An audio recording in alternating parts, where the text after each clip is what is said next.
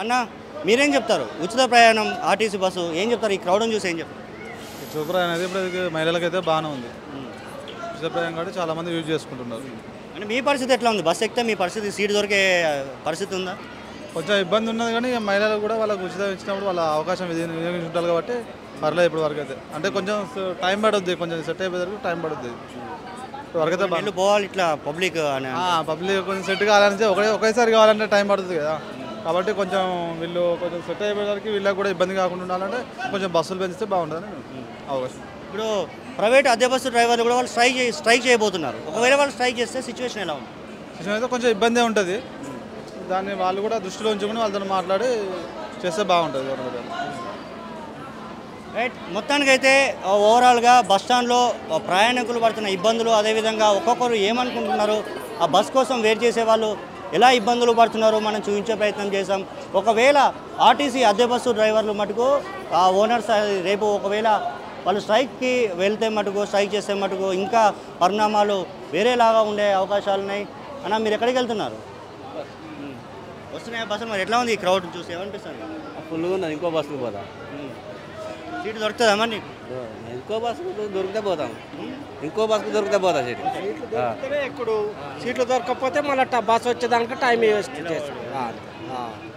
అంటే మీరేమో టికెట్ పెట్టి కొనుక్కుంటున్నారు, వాళ్ళేమో ఫ్రీగా వెళ్తున్నారు. ఫ్రీగా వెళ్తారు కాబట్టి వాళ్ళదే జాబ్ మొత్తం. కొనుక్కునే వాళ్ళకి ఆడ మనకి సీట్ ఉండే అవకాశాలు ఉన్నాయా? ఇక సీట్లు ఉండే అవకాశం అంటే ఇప్పుడు ఎక్కువ లేడీస్కు కొద్దిగా పర్మిషన్ ఎక్కువ ఉన్నది కదా, అట్లా పెద్ద చేయండి ఆర్టీసీ బస్సులు. అంతే. ఏం చెప్తావు బాబు? ఇంకా చెప్పే అంతకంతే ఇంకా చెప్పేదే ఉండదు, చెప్పేది అని చెప్తూనే ఉండే. దానికి ఇప్పుడు ఏంటంటే ఈరోజు గవర్నమెంట్ కొత్తగా ఏర్పడ్డది కాబట్టి మహిళలకు ఫ్రీ అని చెప్పడం జరుగుతుంది. కాబట్టి తెలంగాణ రాష్ట్రం మొత్తము పబ్లిక్ చాలా ఇబ్బందులు ఏర్పడడం జరుగుతుంది.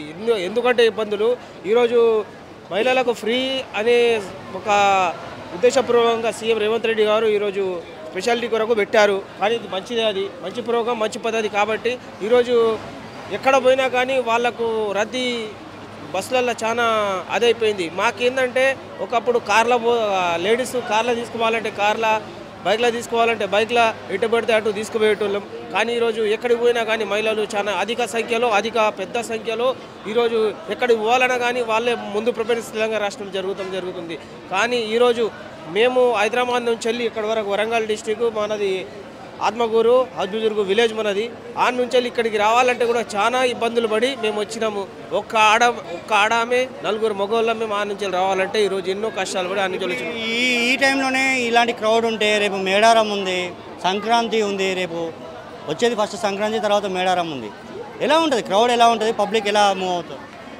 ఇప్పుడున్న పరిస్థితుల్లో చెప్పుకోవాలంటే ఇప్పుడున్న బస్సులు కాకుండా మేడారం జాతరకు మినీ బస్సులు, ఇంకా ఎక్కువ బస్సులు సీఎం గారు ఎక్కువ బస్సులు రిలీజ్ చేస్తే బాగుంటుంది. కాకపోతే ఇదే క్రౌడ్లో ఇదే బస్సులు ఉంటే మాత్రం చాలా ఆర్థిక పరిస్థితి గవర్నమెంట్ ఆర్టీసీ భరించాల్సి వస్తుంది.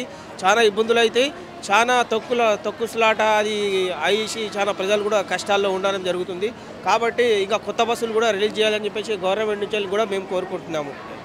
ఇది ప్రయాణికుల మటుకు తీవ్ర ఇబ్బందులు అయితే పడుతున్నారు. ఒక్కొక్కరు వాళ్ళు ఒక్కొక్క మాట చెప్తున్నారు. ఉచిత ప్రయాణం వల్ల తీవ్ర ఇబ్బందులు ఎదుర్కొంటున్నాం, బస్సు ఎక్కాలన్నా కూడా ఎక్కలేకపోతున్నాం.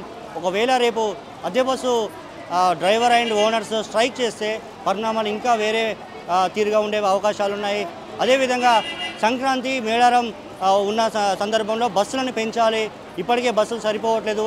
ఉచిత ప్రయాణం ఏదైతే పెట్టారో దానికి తగ్గట్టుగా మీరు బస్సులు పెంచాలని చెప్పేసి ఆర్టీసీ ఎంప్లాయీస్కి కూడా పబ్లిక్ సూచిస్తున్న సిచ్యువేషన్.